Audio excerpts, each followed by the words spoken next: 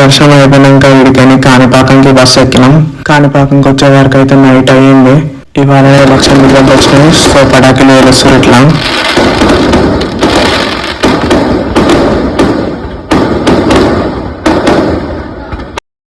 ఇంకా పొద్దున్నే స్నానం చేసి అయితే దర్శనంకి పోయినాం.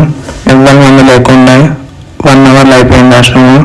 ఇంకా బయటకు వచ్చి ఇక దగ్గర ఉన్న టెంపుల్స్ అన్ని చూసుకొని పక్కనే ఒక పార్క్ లాగా ఉంది. పార్క్ అయితే చాలా పెద్దగా ఉంటది. వినాయకుడిని డిఫరెంట్ మ్యూజిక్ ఇన్స్ట్రుమెంట్స్ ప్లే చేస్తున్నట్టు, శివుడు, సుబ్రహ్మణ్య స్వామి అందరు ఐడల్స్ ఉంటాయి. పార్క్ లోనైతే ఫోటోగ్రాఫర్స్ ఉంటారు. వాళ్ళ ఫోటోలు మనం దిగాలనుకునే వాళ్ళు ఇండోర్ బట్టి దిగొచ్చు. ఇంకా పక్కనే వెంకటేశ్వర స్వామి టెంపుల్ ఉంటది. అక్కడ దర్శనం చేసుకుని లడ్ల కాడికి అయితే వెళ్ళిపోయినాం. ఇంకా లడ్లు వేసుకొని షాపింగ్ పోయినాం. ఈ పల్లి సేమ్ నిజంగా లెక్కనే ఉంది కదా.